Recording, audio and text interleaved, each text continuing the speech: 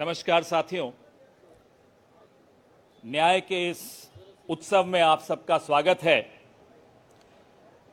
हम सबकी नेता और हमारी नैतिकता की स्रोत श्रीमती सोनिया गांधी, हमारे राष्ट्रीय अध्यक्ष और हमारी प्रेरणा का स्रोत श्री मल्लिकार्जुन खड़गे जी, हमारे पूर्व राष्ट्रीय अध्यक्ष और हमारी ऊर्जा के स्रोत श्री राहुल गांधी जी, इस न्याय पत्र को मूर्त रूप देने वाले श्री पी चिदम्बरम जी, हमारे संगठन महासचिव श्री केसी वेणुगोपाल जी, आप सबका स्वागत है। सर्वप्रथम वेणुगोपाल जी सबका स्वागत करेंगे।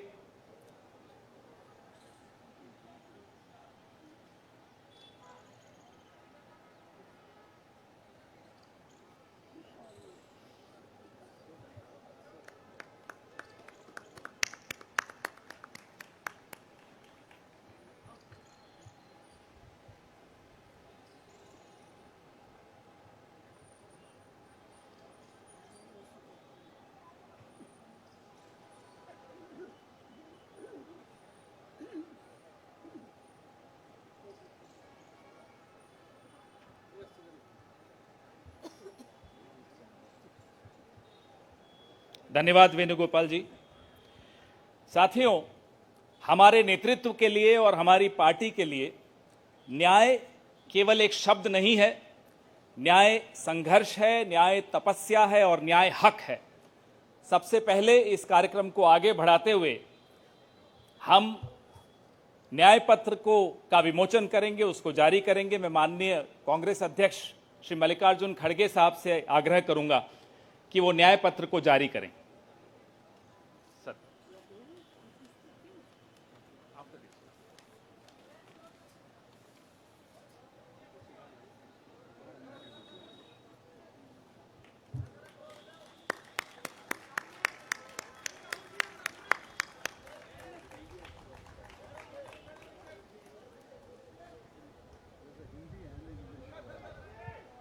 या both Hindi.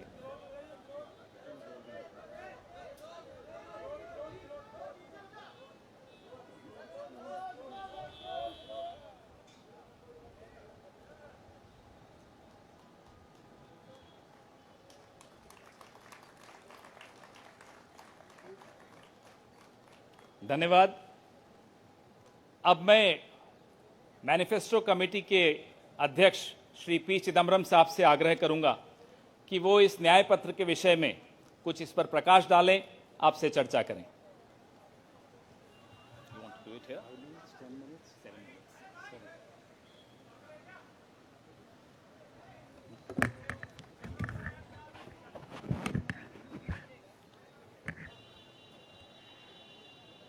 Honorable Congress President, Honorable former Congress President Srimati Sonia Ji, Honorable former Congress President Shri Rahul Ji, General Secretary Shri K.C. Venugopal, members of the Congress Working Committee, senior leaders of the Congress, Karyakartas of the Congress, members of the media. I'm thankful to the Congress President for releasing the Congress Manifesto for the 2024 elections. Earlier, the draft Congress Manifesto was thoroughly discussed in the Congress Working Committee. The recommendations of the members of the Congress Working Committee were taken into consideration, and with the final approval of the Congress President, some changes were made to the draft manifesto. And what we have today is the final manifesto approved by the Congress Working Committee and the Congress President. The broad theme of the manifesto is justice. Every aspect of justice has been threatened, weakened, diminished, and in some cases denied in the last 10 years, especially in the last 5 years. Members of the media will recall that in 2019, we had warned of what is likely to happen between 2019 and 24 should the BJP come back to power. We were not soothsayers, but we were active workers on the ground who could sense what is happening in this country. I'm sorry to report that what we had predicted in 2019 has come to pass in 2024. We had said institutions will be diminished or captured. That has happened. We had said freedom will be restricted, and that has happened. We had said that the weaker sections of the people will be denied their rights and their privileges. That has happened. We had said that Parliament will be diminished. That has happened. We had said that we will inexorably move towards an autocracy. We are already described as an electoral autocracy by many, many thinkers of the world. That has happened. While we are unhappy that what we had predicted has happened, we have in this manifesto suggested bold measures to reverse the damage that has happened in the last 5 to 10 years. The overall theme of the Congress manifesto is 3 powerful words: work, wealth, and welfare. I shan't take long. I'll explain each word in one sentence. Work means we must create jobs. If anybody had any doubt, read the report of the ILO that was released 10 to 15 days ago. The government came up with a lame defense through the chief economic advisor, but the defense only made it worse. The ILO report shows that unemployment has assumed monstrous proportions in this country. Yesterday, the media carried a report that 30% of the outgoing class in the Indian Institutes of Technology, the premier institutions of our country, are unemployed. They have not been placed.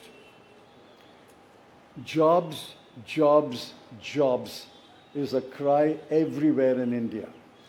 Work encapsulates that section on work. The sections on work encapsulates what we will do to create jobs. The second is wealth. Wealth must be created before it is distributed. On the contrary, the 5 years of the Modi government shows that wages have been stagnant in this country. The average income of the bottom 50% has either remained stagnant or diminished or decreased for the bottom percentiles.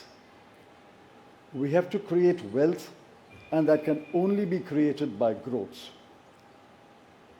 The UPA government delivered 8.5% growth in its first term, 2004 to 2009. And over a 10-year period, Dr. Manmohan Singh's government delivered 7.5% growth. Even the futile attempt by the BJP government to revise the figures made it 6.7%. But over the last 10 years, the average growth is only 5.8, and if you count the year that ended on 31st March, given the inflated figures, it will still be 5.9. The difference between 7.5 and 5.9 may appear to be trivial, 1.6%, but it's not a trivial difference. It is a difference that makes between a moderately slowing economy and a robust economy. So the second broad theme is wealth.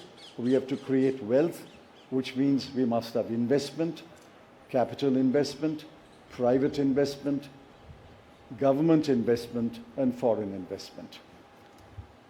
Once we create jobs and once we set in motion policies that will create wealth, this country will go back to the high growth path of the UPA governments. The third section, which addresses many aspects of justice, is welfare. So work, creating wealth, which results in welfare. The welfare of whom? I have always accused the BJP government, the Modi government, is a government of the rich, by the rich, and for the rich. This government is driven only by the interests of the top 1% of this country. But we have to look at the bottom 50%. The bottom of the pyramid, the bottom 50% is as important as those who are well off.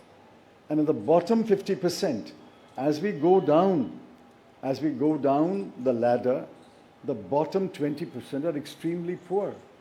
It has been estimated that 23 crore people are still poor in this country. UPA government lifted 24 crore people out of poverty. And we promise that if the Congress or a Congress-led government comes to power in 2024, we will lift 23 crore people out of poverty in the next 10 years. That's possible, it's doable, and I conclude by saying the Congress has done it before and we can do it again. I appeal to all of you to spread the message of this manifesto to the nook and corner of this country and ask the people to vote for the hand symbol and to vote for all our allied parties throughout this country. Thank you.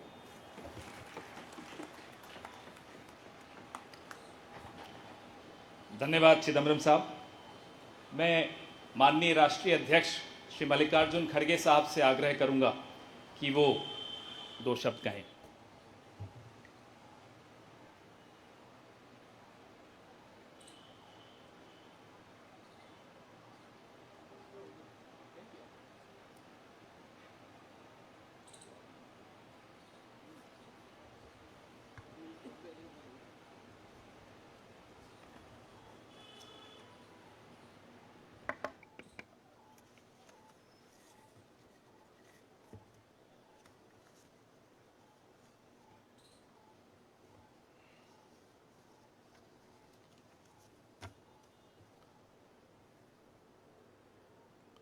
आज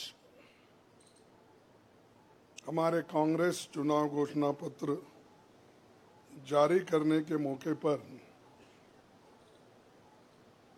Congress party के भूतपूर्व अध्यक्ष और हमारे चाहते नेता श्रीमती सोनिया गांधी जी और भूतपूर्व अध्यक्ष श्री राहुल गांधी जी और यहाँ पर पधारे हुए हमारे कांग्रेस पार्टी के सभी नेतागण और खासकर इस जो घोषणा पत्र को तैयार किए श्री पीसी चिदम्बरम जी, केसी वेणुगोपाल जी और सारे वर्किंग कमेटी के मेंबर्स, मीडिया के मेरे दोस्तों,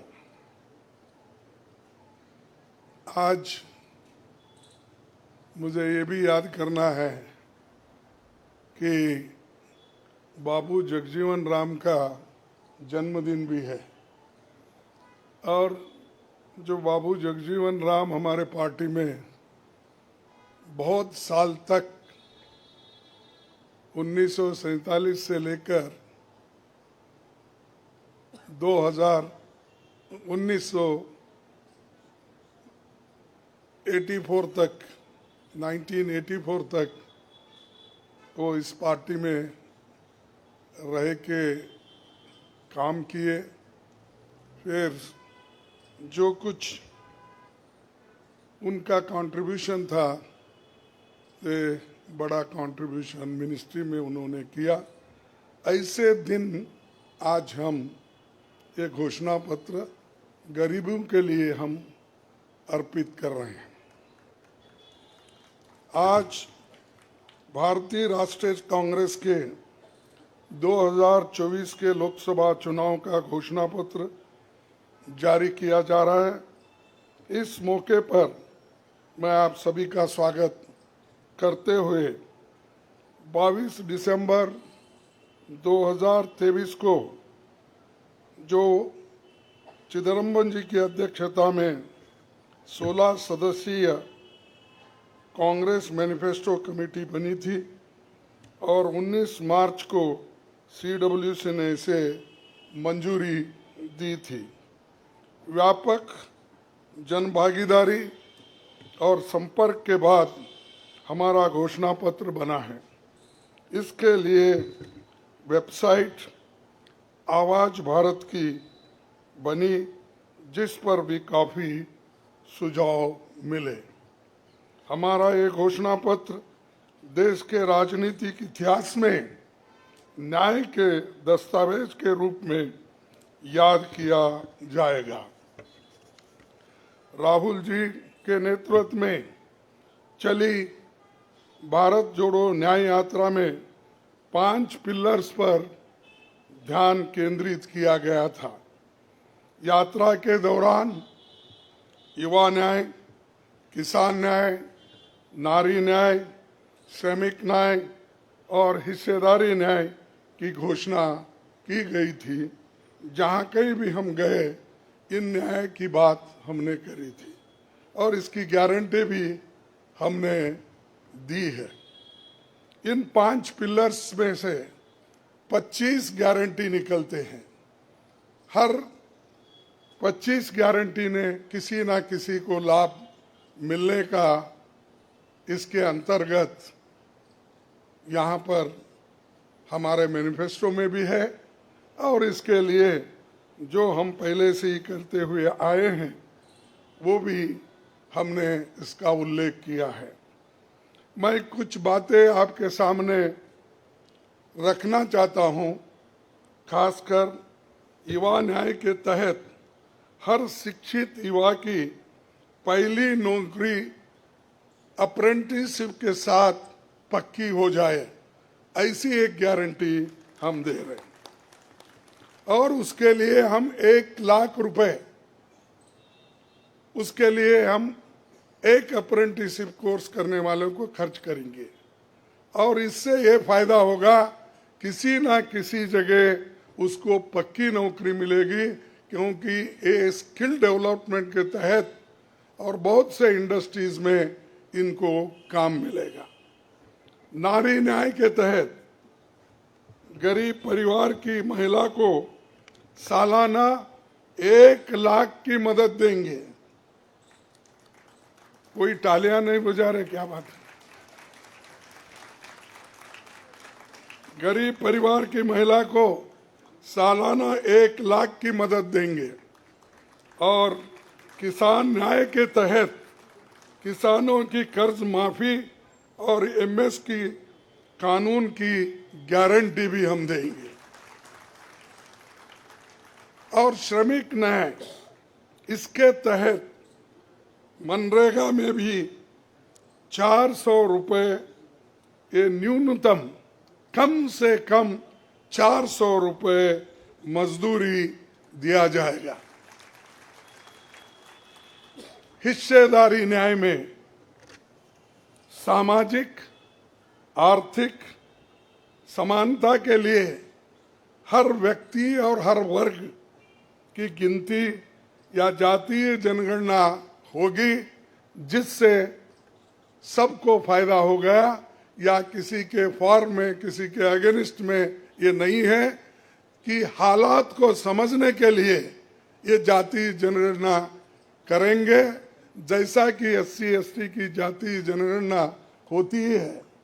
और वैसा ही जो पिछड़े लोग हैं और भी ये अपर कास्ट में भी गरीब लोग हैं, सबकी हालत क्या है ये जानने के लिए हम जातीय जनगणना कराएंगे और इसका फायदा हर वर्ग को मिलेगा।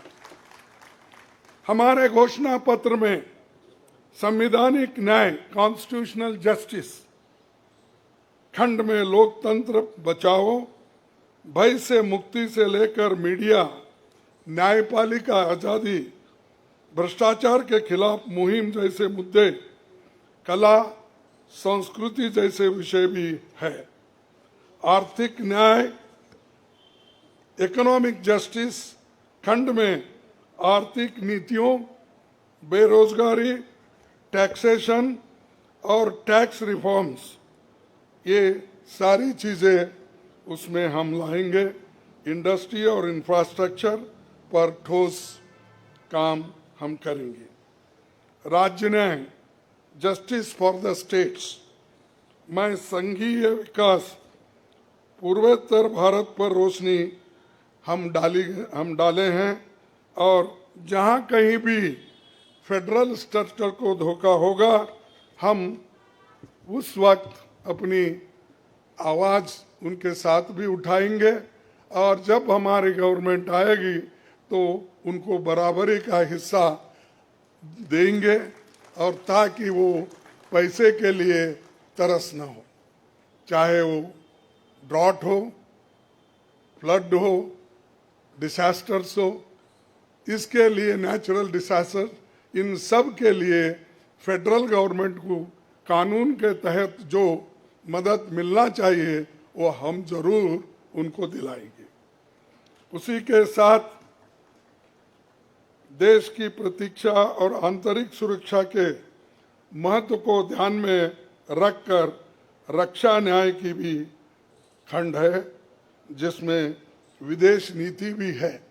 और विदेश नीति हमारी अब तक सफल हुई है, और उसी नीति पे अगर ये लोग काम करते थे और ठीक ढंग से चलते थे, और बहुत से मुश्किल हमको आज जो आ रहे हैं वो कभी नहीं आते थे। तो इसीलिए हम अपना रक्षा न्याय का देश की रक्षा के लिए पूरा हम काम करेंगे। आखिरी एक महत्व का बिंदु पर्यावरण न्याय भी देंगे। आप सभी से मैं अनुरोध करूंगा कि घोषणा पत्र को बारीकी से देखें, परखे, इसमें आपको भविष्य के भारत की शानदार नया तस्वीर दिखेगा, और इसके लिए आप ठीक ढंग से आप काम कर सकते हो। आजादी के बाद 1951-52 में चुनावों से राजनीतिक दल घोषणा पत्र जारी करते समय बहुत से दावे करते हैं लोग, पर कांग्रेस हमेशा जमीनी हकीकत पर चलती है। 1951 में पंडित जवाहरलाल नेहरू के नेतृत्व में हमारा जो घोषणा पत्र जारी हुआ, उसका नाम था व्हाट कांग्रेस स्टैंड्स फॉर। उसका नाम था व्हाट कांग्रेस स्टैंड्स फॉर। पहले घोषणा पत्र को लेकर ये टिप्पणी की गई थी, no exaggerated claims were made, no ambitious plans to entice public or deceive the electorate had been placed before them. A realistic, view of what was capable of achievement and implementation alone was presented. ये पंडित जवाहरलाल नेहरू जी के ज़माने में घोषणा पत्र दी थी जो realistic है, जो ग्राउंड लेवल पे हम कर सकते हैं, उसी के बारे में उन्होंने बोला था। किसी को फंसाने के लिए नहीं, झूठ बोलने के लिए नहीं, हम जो भी कहते हैं वो करके दिखाते हैं, ये उनका कहना था। और वही आज भी हम कर रहे हैं, जो कर सकते हैं वही हम इसमें घोषणा पत्र में लिखे हैं। और बहुत से हमारे विद्वानों से भी हम बात किए हैं कि इसमें क्या कर सकते क्या नहीं कर सकते, उनके सलाह के मुताबिक ही आज हमने ये सारी चीज़ें आपके सामने रखे हैं। ये हमारा 139 ईयर्स साल का शानदार इतिहास है। ये देश के सामाजिक आर्थिक विकास की गति को बहुत तेज करेगा। किसानों, मजदूरों और महिलाओं, युवाओं, गरीबों, वंचित तबकों के विकास के जो बंद दरवाजे हम खोलेंगे, क्योंकि ये मोदी सरकार में ये सारे दरवाजे गरीबों के लिए, महिलाओं के लिए, युवाओं के लिए बंद है। हम जब सत्ता में आएंगे ये दरवाजे सब हम गरीबों के लिए खोल देंगे, उनका विकास करेंगे, ये हमारी प्रतिज्ञा है। डॉक्टर मोदी जी, डॉक्टर मनमोहन सिंह के नेतृत्व वाली हमारी यूपीए सरकार की बहुत आलोचना करते हैं, लेकिन उस 10 साल में हमने MNREGA, right to education, RTI, खाद्य सुरक्षा, वनाधिकार, भूमि अधिग्रहण कानून और रेहड़ी पटरी वालों की अधिकार समेत कई कदम हमने उठाया है। और उसकी जो कर्ता धर्ता है श्रीमती सोनिया गांधी जी यहाँ पर मौजूद है। उन्होंने बारीकी से इन मनरेगा को और खास करके फूड सिक्योरिटी को बहुत लड़ा, क्योंकि मुझे मालूम है, सब चीज़ें मैं यहाँ पर नहीं कह सकता, कि उन्होंने इतने ये 2-3 प्रोग्राम के लिए बहुत गुस्से में रहते थे। जब तक वो इम्प्लीमेंट नहीं होता तब तक वो खामोश नहीं बैठे और कैबिनेट के लोगों को बोलते रहे थे कि ये क्या हुआ। जब हुआ तब वो भी खुशी मना लिए और हम भी लोग बोले कि भाई ठीक हो गया। और जब बाहर इसका गया कि जो ये मनरेगा का, फूड सिक्योरिटी का और कंपलसरी एजुकेशन का ये जो संदेश बाहर गया, तब लोग सभी खुश होने लगे, सभी बोलने लगे ये बहुत अच्छा यूपीए गवर्नमेंट ने किया, सोनिया गांधी जी ने किया। ये बात बाहर आ गई। इसीलिए ये हमारा जो पहले से गरीबों के लिए वायदे थे वो हम पूरे करेंगे। मोदी जी 10 सालों में इसके मुकाबले का एक काम भी नहीं कर सके। आप बताइए कौन सी ऐसी बड़ी फैक्ट्री जो एम्प्लॉयमेंट क्रिएट कर सकती है, जो नेहरू जी के जमाने में बने वैसे कोई एक बड़े बड़े काम उन्होंने किया है। जिस देश में एक सुई नहीं बनती थी उस देश में पंडित जवाहरलाल नेहरू, इंदिरा गांधी जी ने रॉकेट बनाकर उड़ाकर दिखाया। और बहुत से जो साइंटिफिक योजनाएं थी हमने बनाए। अब मोदी जी के ज़माने में तो गालियां देने का छोड़ के दूसरा तो मैं नहीं सुना। और उसके अगर कोई छुपे हुए काम है तो मेरे को बताओ, ताकि मैं भी उसकी प्रशंसा करूंगा। लेकिन आज हम गारंटी जो भी दे रहे हैं, हम चंद स्टेट में करके दिखाए हैं। हिमाचल में करके दिखाए, कर्नाटक में करके दिखाए, तेलंगाना में करके दिखाए। जहाँ कहीं भी हमारी सरकार है और राजस्थान में भी हमने कई नई चीजें की, वहां भी करके दिखाए। तो ये हम जो कहते हैं, मैं पहले ही कहा, वो हम करते हैं और हम डरते नहीं करने के लिए। हमारा कितना भी नुकसान हो, लेकिन गरीबों के लिए हम करते रहते हैं। ये हमारा पहले से कार्यक्रम है।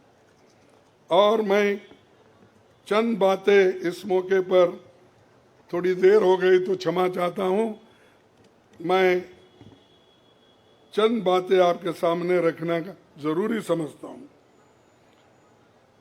और आज क्या हो रहा है, विपक्षी नेताओं को जेल में बंद किया जा रहा है। चुनाव में सबको समान अवसर नहीं है और कई मुकदमे एक के ऊपर एक, छोटी छोटी, और हमारे पार्टी के ऊपर इतना बड़ा जुल्म किया और इतने हमारे को पेनल्टीज डाले। 3,567 करोड़ रुपए का हमारे ऊपर उन्होंने पेनल्टी डाली। क्या ये लेवल प्लेइंग ग्राउंड है? और ये हमारे ऊपर आज हो रहा, कल मीडिया के ऊपर होगा, मीडिया हाउसेस के ऊपर होगा, सबके ऊपर होगा। तो इसीलिए इसको, इस देश के डेमोक्रेसी को बचाना है, संविधान को बचाना है। इसलिए हम सब लोग, देश के लोग एक होना चाहिए और लड़ना चाहिए। और जो ऑटोक्रेटिक मोदी साहब है, उनको हटाना चाहिए। ये मेरा आपसे विनती है। जब तक आप ये काम नहीं करेंगे, तब तक हम सिर्फ बातों से नहीं होगा। आप लोग घर घर जाके, और हमारी गारंटी कार्ड जो है, इन गारंटी कार्डों को घर घर तक पहुंचाने का काम हमारे कार्यकर्ता करें। जब तक आप घर घर नहीं जाएंगे, वोटर से नहीं मिलेंगे, कुछ भी होने वाला नहीं है। सिर्फ स्लोगन से या मेरे भाषण से कुछ बदलाव होने वाला नहीं। बदलाव होगा तुम जनता से जब मिलेंगे, घर घर जाएंगे, महिलाओं से मिलेंगे, युवाओं से मिलेंगे, और जितने भी हमारे पेरेंट्स हैं, बड़े हैं, उनसे मिलके, किसानों से मिलके आप लोग काम करेंगे, तभी हम कुछ हासिल कर पाएंगे। तो इसीलिए मैं आपसे विनती करूंगा, ये काम हमारा आप करेंगे और इस ऑटोक्रेटिक सरकार को हटाने के लिए आप काम करते रहेंगे। अब बीजेपी का तो ऐसा है, चंदा दो धंधा लो, चंदा दो धंधा लो, कॉन्ट्रैक्ट लो, पैसे दो। तो उन्होंने काम किया और वो कहते हैं कि भ्रष्टाचार मिटाऊंगा। अरे भाई, 25 लोग हमारे बड़े बड़े नेताओं को आपने लिया और 25 नेताओं में 2 को तो एक पूरा एक्सोनरेट किया और 23 लोगों को फिर उनको भी एक्सोनरेट किया। अरे शाह साहब के वॉशिंग मशीन में इतने लोग जो भी जा रहे हैं क्लीन होके आ रहे हैं, और भ्रष्ट लोग तुम्हारे साथ है, बदनाम हमको कर रहे हैं। मेरे पास तो नहीं है ना, मेरे पास जब तक थे तो आपने बोला वो भ्रष्ट है, फिर आप वो क्लीन कैसा हो गए, प्रामाणिक कैसा हो गए, ठीक कैसा हो गए? तो ये खुद ही इधर डराते हैं, उधर सब चोरों को लेते हैं। तो ये मेरा कहना है। इसीलिए आप इस बात को सोचिए, और हम सालों से गरीबों की सेवा करते हुए आए हैं, आगे भी हम करते रहेंगे। और जितने भी उन्होंने काम किया, मैं यहाँ गिनता नहीं, क्योंकि रेलवे में क्या किया, इन्फ्लेशन का क्या किया, अनएम्प्लॉयमेंट का क्या किया, ये सारे अगर बोलते कहूँ तो आप भी थक जाएंगे। तो इसीलिए मैं ज़्यादा नहीं बोलता, आप सबको मालूम है, और हमारे पूरे इलेक्शन मैनिफेस्टो में वो चीज़ वहाँ पर है। इसीलिए आप तमाम को मैं धन्यवाद अर्पित करता हूँ कि आप ऐसे वक्त जो हमको साथ दे रहे हैं, जिस वक्त लोग डर डर के चंद लोग भाग जा रहे हैं। वो डरने वाले कौन है? जो आदमी कुछ चोरी करता है वही डरता है। जो आदमी ठीक है, अपने उसूलों पे खड़ा है, उसको कोई नहीं डराता। अगर डराएगा तो भी वो उसूलों पे ठहरे हुए लोग डरेंगे नहीं। तो इसीलिए हम लोग डरने वाले नहीं। हमारे नेता श्रीमती सोनिया गांधी जी, राहुल गांधी जी, डर उनमें नहीं है और डर का नाम भी नहीं है। और डर ये शब्द उनके पास नजदीक आता नहीं। वो डर सिर्फ मोदी को है, क्योंकि वो हमारे लोगों को ले लेके 400 पार बोलते फिर रहा है। अरे मणिपुर जैसे एरिया में नहीं जा सके, देश में विदेश में 14 फेरियां लगाए, देश में इलेक्शन का प्रचार सरकारी फंड से किया गया, सरकारी वैन से किया गया, लेकिन मणिपुर वो देखे नहीं। क्यों नहीं गए भाई? आपकी तो 56 इंच की छाती है, आपको डर कुछ भी नहीं है। हाँ, आप जा सकते हैं, लेकिन वहां हमारे नेता राहुल गांधी जी जा सकते हैं लोगों के साथ। आप क्यों नहीं जा सकते? क्योंकि आपको डर है, और डरने वाला आदमी देश की भलाई कभी नहीं करता। बाय चांस आया, अब आगे लोग उसको देखेंगे और आप भी मजबूती के साथ हमारे साथ खड़े होंगे। इतना ही कहते हुए मेरे 4 शब्द को समाप्त करता हूं। जय हिंद।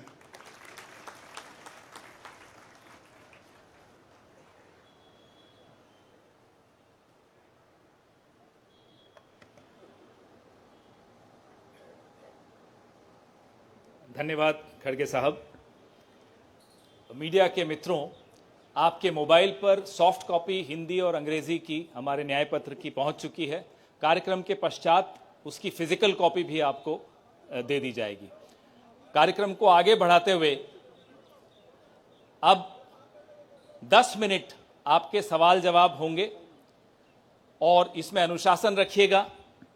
सबसे पहले एजेंसीज को मौका दिया जाएगा, तो एएनआई सबसे पहले अपना सवाल पूछे।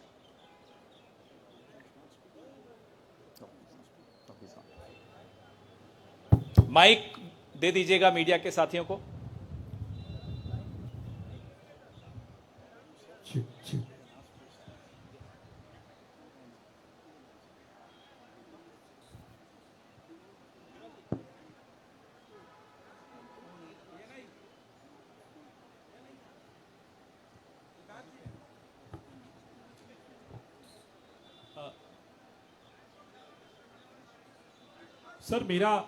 सर मैं सिद्धार्थ हूँ एएनआई से। सर मेरा सवाल यह है कि आप लोगों ने एक प्रॉमिस किया है अपने मैनिफेस्टो में कि जो लोग पार्टियां छोड़कर जाते हैं, चुने हुए लोग, उनके लिए आप अमेंडमेंट करेंगे, 10th शेड्यूल में डालेंगे कि ताकि उनकी मेंबरशिप अपने आप बर्खास्त हो जाए। क्या इस तरीके की परिस्थितियां जो आज बन रही है, खासकर आपकी पार्टी इसको देख रही है, इसको ध्यान में रखते हुए आप लोगों ने मैनिफेस्टो में इसको डाला है?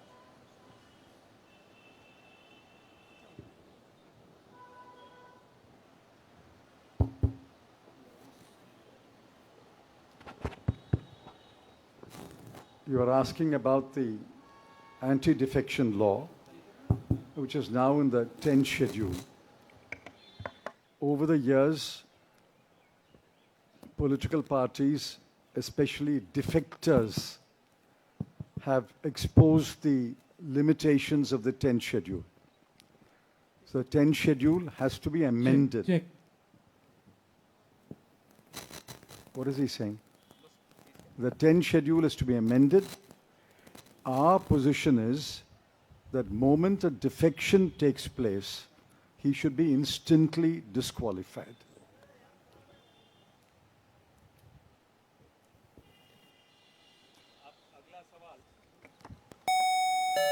अगला सवाल PTI.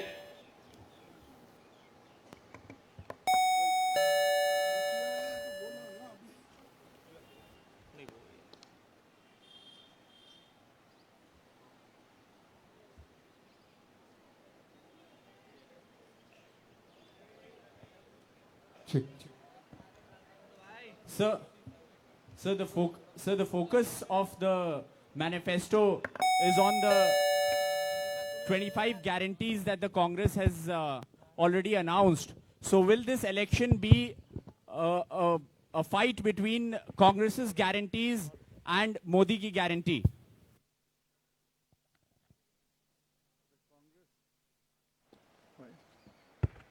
The Congress guarantees are concrete guarantees. We have spelt out in English and Hindi and in due course in different languages what each guarantee means, what each guarantee will deliver to the people.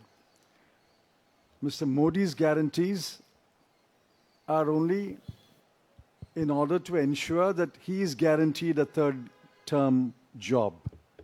Where is the guarantee? What happened to the guarantee of 2 crore jobs? What happened to the guarantee of 15 lakhs in the account of every Indian? What happened to the guarantee of doubling farmers' income? What happened to the guarantee of raising India's GDP to 5 trillion? I can offhand narrate at least 50 such promises of Mr. Modi. Mr. Modi's promises are empty promises. Our 25 guarantees are concrete guarantees.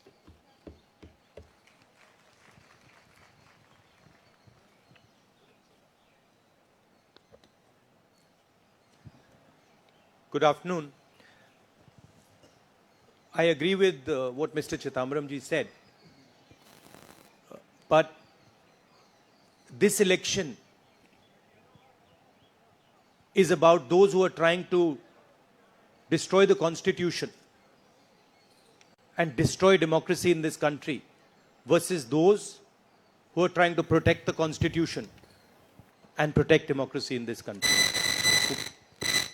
We do believe that it is very important, once this fight is won, that we look after the interests of the vast majority of our people, that India is not run for 2 or 3 large conglomerates, large businesses, that it is run for the vast majority of people, that we are not a nation of monopolies, we are a nation where there is fair competition among businesses.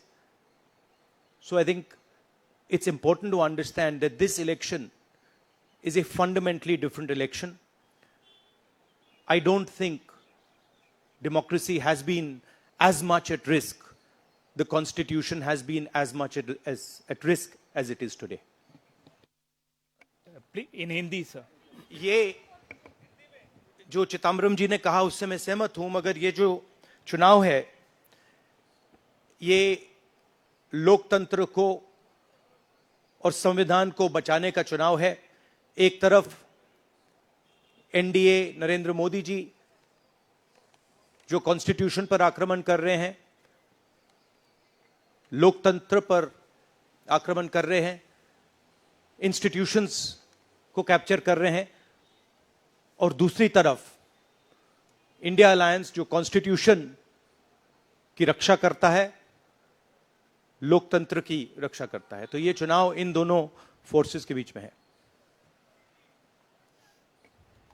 धन्यवाद। मौसमी सिंह, आज तक।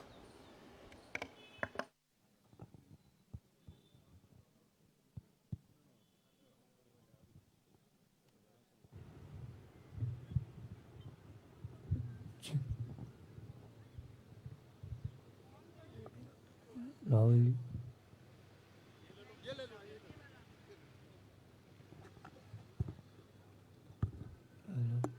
Hello, मेरा सवाल madam Sonia Gandhi से है। Ma'am, अगर आपसे सवाल, राहुल जी, आपने ओपीएस को लेके लगातार जो है झंडा बुलंद किया है। तमाम सरकारें आपकी, उन्होंने ओपीएस का वादा किया था। चिदम्बरम साहब, you had promised OPS and in Himachal and Rajasthan you implemented OPS, but in the manifesto the OPS scheme is missing. So is there reflects, is there a introspection that it's not viable economically? Is it that?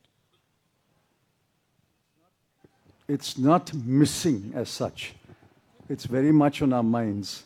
But please remember the developments that have taken place in the last 4 months. The government has appointed a committee headed by the Finance Secretary to review the NPS and the demand for OPS and to find a way in which the objectives of OPS can be financed by a funded pension scheme. Which means the government has come around to the point of view that while the OPS delivered benefits to the pensioners, the NPS made it sustainable. Now a committee has been appointed under the Finance Secretary, and unless we receive the report of that committee and review it, it would be premature to take a stand on the OPS-NPS controversy. It's very much on our minds, and we will come out with our position once the committee's report is received. Arun Kumar Singh. मेरा सवाल राहुल जी आपसे है। Rahul ji, hello.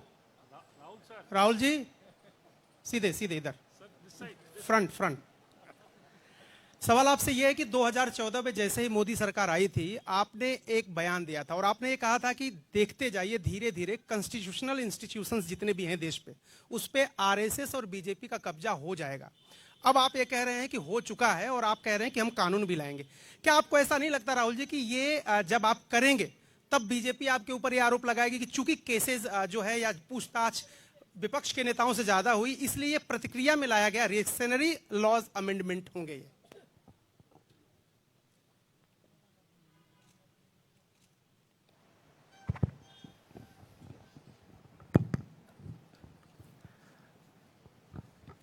सबसे पहले ये समझना होगा कि हिंदुस्तान के राजनीतिक स्ट्रक्चर में हो क्या रहा है।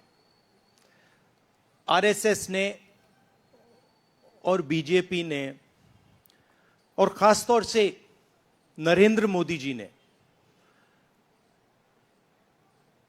जो स्ट्रैटेजी बनाई है, उसका फाउंडेशन क्या है, उसकी नींव क्या है, सबसे पहले यह समझना है।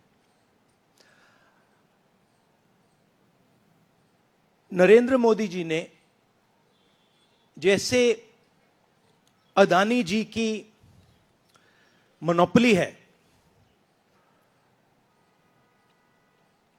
पोर्ट्स पर, इंफ्रास्ट्रक्चर पर, डिफेंस में, वैसे नरेंद्र मोदी जी ने पॉलिटिकल फाइनेंस की मोनोपोली बनाई है। कैसे बनाई है? ED, CBI, income tax department का प्रयोग करके। अगर आप बॉन्ड स्कीम्स को देखें तो उसमें साफ दिख जाता है कि नरेंद्र मोदी जी ने, बीजेपी ने एक प्रकार से पॉलिटिकल फंडिंग एक्सटॉर्शन से, धमकी से, प्रेशर से बनाई है। खारगे जी ने कहा जो भी भ्रष्ट हैं वो सब बीजेपी में जा रहे हैं। उसका कारण है क्योंकि नरेंद्र मोदी जी चाहते हैं कि पॉलिटिकल फाइनेंस की मोनोपोली उनके हाथों में हो। अब हमारे बैंक अकाउंट बंद कर दिए, हमारे पास ओरिजिनल रास्ता जो था वही हमारा रास्ता है। हम जनता के साथ जाकर मिलकर उनके लिए लड़ते हैं। ये जो मैनिफेस्टो बना है,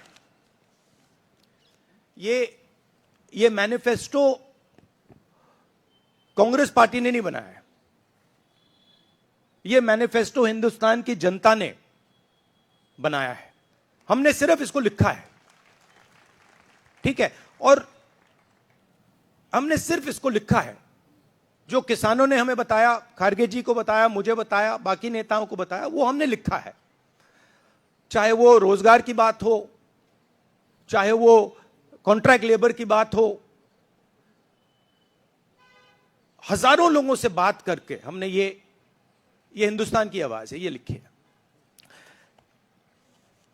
मगर जो राजनीति में आज हो रहा है वो क्लियर है कि सब पार्टीज को नरेंद्र मोदी, ईडी, सीबीआई, इन इंस्टीट्यूशंस को कैप्चर करके फाइनेंशियली मोनोपोली बना रहे हैं अपनी।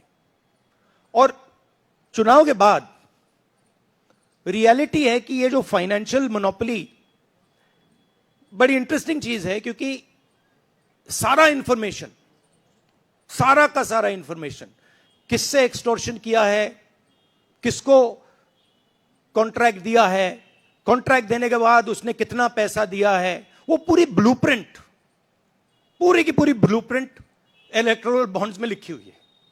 तो नरेंद्र मोदी जी ने आज नहीं तो कल ऑपोजिशन को पूरी chargesheet, proof sheet electoral bonds के थ्रू पकड़ा दी है। तो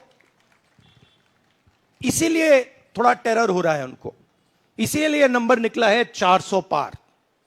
इसलिए ये महाराष्ट्र में हमारे नेता ले जा रहे हैं, हरियाणा में सब जगह हमारे नेता ले जा रहे हैं, क्योंकि इनको लग रहा है कि भैया अगर 400 पार नहीं 180 हो गई, 160 हो गई, 140 हो गई तो नैया पार हो जाएगी। Thank you. आशीष सिंह।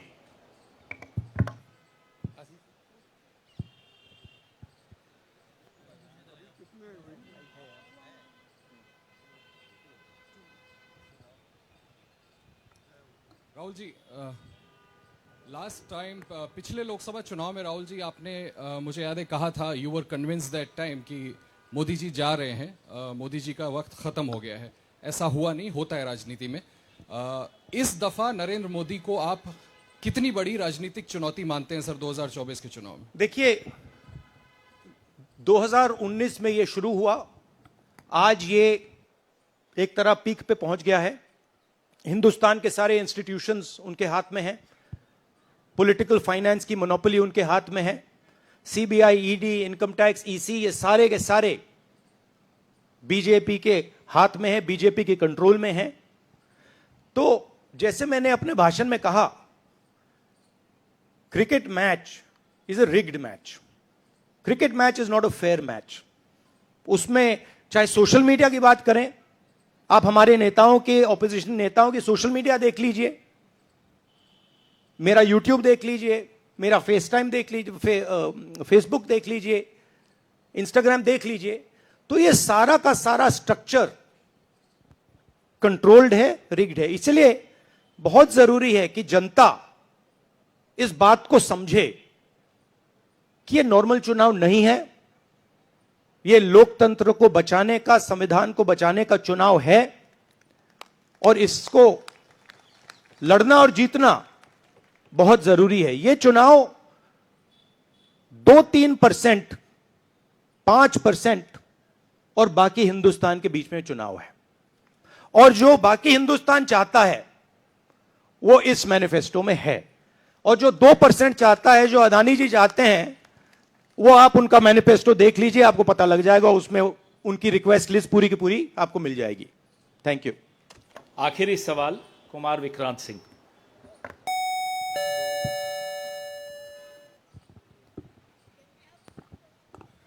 राहुल जी, 2009 में आपको भी याद होगा, उस वक्त मैनिफेस्टो में 2 तस्वीरें थी, मनमोहन सिंह जी की और सोनिया गांधी जी की। पूछा गया था पीएम कैंडिडेट कौन होगा, सोनिया जी ने अपनी तस्वीर छुपा ली थी। आज 2 तस्वीरें हैं, राहुल गांधी जी की और खड़गे जी की। कोई तस्वीर छुपाएंगे, कोई दिखाएंगे? नहीं, ये आप बड़े डिस्ट्रैक्शन वाले क्वेश्चन पूछते हो। देखिए, इंडिया गठबंधन में डिसीजन लिया गया है कि हम मिलकर एक साथ आइडियोलॉजिकल चुनाव लड़ रहे हैं।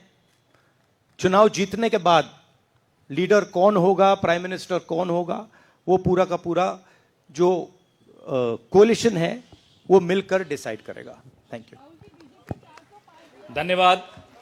अब कार्यक्रम की समाप्ति से पहले श्री केसी वेणुगोपाल कल के कार्यक्रम के विषय में आपसे 2 शब्द कहेंगे। Dear friends, today we are already released the Brother, he wants South media chance. इन्हें माइक दीजिए जो साउथ इंडिया से हमारे जो साथी हैं, और ये आखिरी सवाल होगा। chick chick.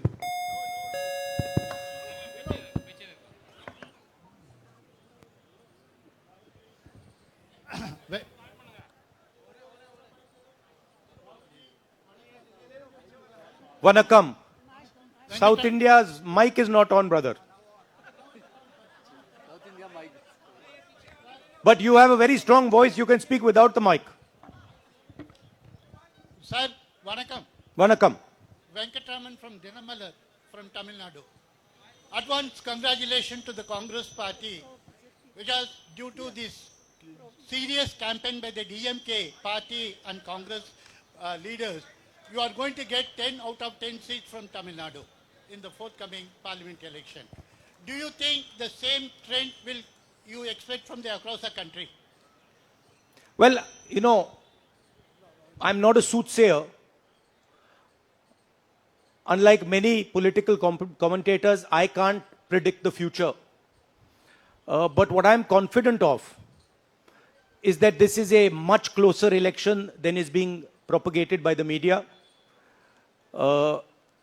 It is a close election, and we are going to fight an excellent election, and we are going to win the election. Thank you. Please do remember one thing. Please do remember that there was a similar feeling being generated by the press when Mr. Vajpayee was Prime Minister. There was the India Shining campaign. So we have a similar idea being propagated. India Shining with 2-3 new dimensions. International dimension, all sorts of new dimensions. Full support by the monopolists in the country. But do remember what happened to the India Shining campaign, and do remember who won that campaign. Thank you.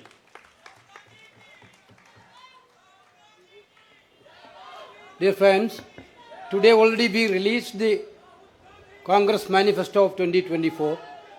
Tomorrow in 2 places we are launching the manifesto with huge rallies.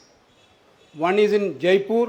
Tomorrow morning the manifesto launching will take place in Jaipur, and second rally of launching the manifesto will take place in Telangana, Hyderabad in the evening. There were 2 programs tomorrow. One is in Rajasthan, one is in Telangana for launching the manifesto. I once again thanking all of you for participating in this event. Thank you Venugopal ji.